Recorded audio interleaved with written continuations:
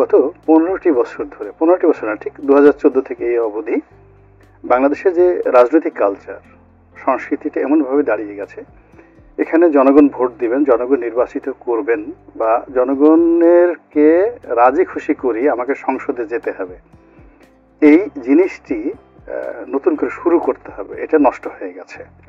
তো এই কারণে কি হচ্ছে, মানুষ এই যে টকশোতে এসে, সভা সমিতি, সেমিনার এসে সুন্দর সুন্দর গণতন্ত্রের কথা বলতে যতটা কমফোর্ট ফিল করে, নির্বাচনী এলাকায় গিয়ে জনগণের সঙ্গে সম্পর্কটা রক্ষা করে তারপর শেষে সেখান থেকে যে পরিশ্রম করে তারা আসবে এবং তাদের যে ভাগ্যের পরিবর্তন হবে, এরকম কোনো নমুনা গত 10 বছরে হয়নি। আর এখন যেভাবে চলছে তাতে মনে হচ্ছে যে আগের চাইতে এখনো আরো পরিস্থিতির অবনতি হয়েছে। এই জন্য কি হচ্ছে, যারা রাজধানীতে বসে রাজনীতি পরিচালনা করছে তাদের সঙ্গে প্রান্তিক লেভেলের যে জনগণ যারা ভোট দেবেন তাদের একটা দূরত্ব আগে যেটা ছিল সেটার সাথে আরো বেশি হয়ে গেছে। এটা হলো রিয়ালিটি। 2 নম্বর হলো যে এই সংস্কার বা যে জিনিসটা, এটা এখন আসলে একটা ব্যাড ল্যাঙ্গুয়েজ হয়ে গেছে। আপনাকে যদি কেউ সংস্কারের কথা বলে বা অন্য কোনো কথা বলে, মানুষ ভীষণ রকম বিরক্ত হয়। এবং একটা মানুষ ধরেন খুব হাসছে, একেবারে তার জীবনের সবচেয়ে মানে কাঙ্ক্ষিত একটা নারী, তার জীবনের কাঙ্ক্ষিত পুরুষকে সে প্রথম দেখলো, 6 বছর সে প্রেম করেছে, 12 বছর প্রেম করেছে, ওই নারী তার সামনে এসেছে। তারপর শেষে ওই নারীকে দেখার পর তার চেহারার মধ্যে যে ধরনের একটা, যাকে বলা হয় পূর্ণিমার চাঁদের মতো একটা আবহাওয়া চলে আসবে, তার সামনে গিয়ে যদি হঠাৎ করে বলা হয় সংস্কার, সঙ্গে সঙ্গে ওর কাছে মনে হয় ঠাড়া পড়েছে, ওর মুখের উপর বজ্রপাত হয়েছে। এখন সংস্কারটা আসলে রিয়েলিটি এমন অবস্থা হয়ে গেছে। তার প্রমাণ হলো দেখেন, আমরা তো, উনি একজন সচিব ছিলেন, ইটস দ্য হাইয়েস্ট পোস্ট, মানে সরকারের হাইয়েস্ট পোস্ট। তারপর শেষে উনি যে মন্ত্রণালয়ে ছিলেন সেই মন্ত্রণালয়টা আবার সবচেয়ে বড় মন্ত্রণালয়। তো ওই চেয়ারে আমি তাকে দেখেছি, আবার আমাকেও সে দেখেছে। একটা চেয়ারের একটা গুরুত্ব আছে, একটা বড় চেয়ারে বসলে, রুমে বসলে একটা তেলতেলে ভাব আসে, মনে একটা আনন্দ আসে। আপনি চেহারা ছড়িতে বুঝতে পারবেন যে he is a government secretary, he is a member of parliament. এটা হলো সুখে থাকার একটা নমুনা।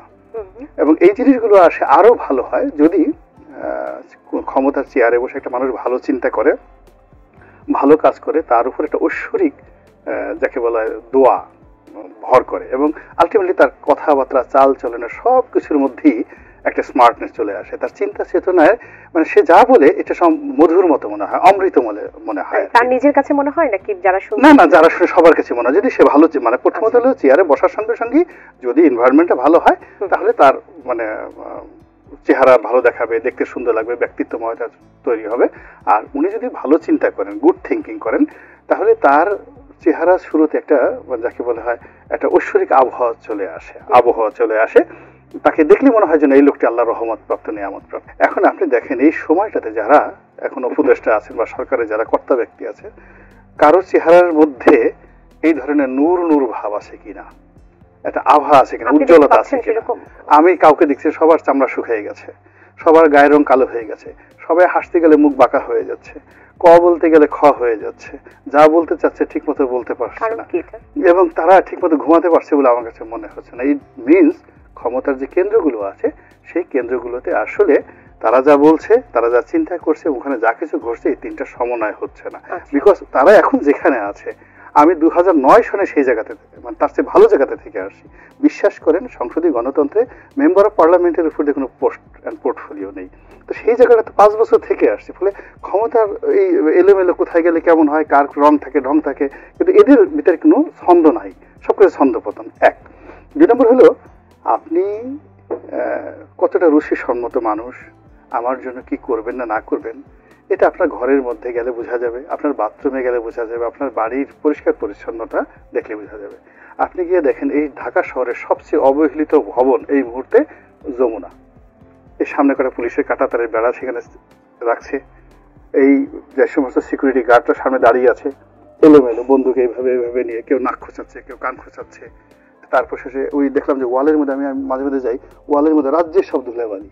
আরে বাবা, যে লোক ডক্টর মোহাম্মদ ইউনূস ওখানে থাকেন, তার বাইরের যে যমুনার ওয়াল, সেই ওয়ালের মধ্যে 2 ইঞ্চি পুরো ময়লা, ধুলাবালি। যে নিজে ধুলাবালি পরিষ্কার করতে পারে না, সে কি করে চিটাগং পোর্টকে সিঙ্গাপুর পোর্ট বানাবে? It is impossible, absurd. এটা হতে পারে না।